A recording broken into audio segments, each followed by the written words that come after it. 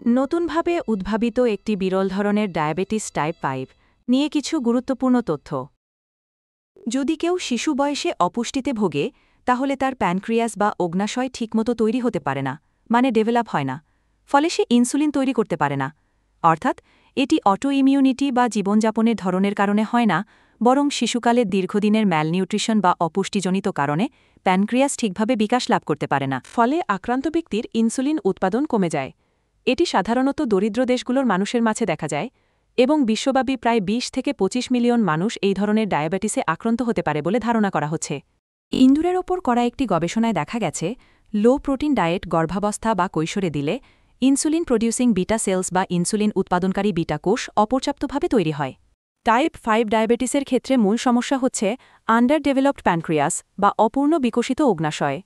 এটি আমাদের নতুন করে ভাবতে বাধ্য করছে শৈশবের পুষ্টিকর প্রোটিনযুক্ত খাবার কতটা গুরুত্বপূর্ণ। তাই আপনার শিশুকে পর্যাপ্ত প্রোটিনযুক্ত খাবার খাওয়ান এবং গর্ভবতী মাকেও পর্যাপ্ত প্রোটিনযুক্ত খাবার দিন, যেমন ডিম, দুধ, মাছ, মাংস, বাদাম, ছোলা, শিমের বীজ, ওটস, চিয়া সিড ইত্যাদি।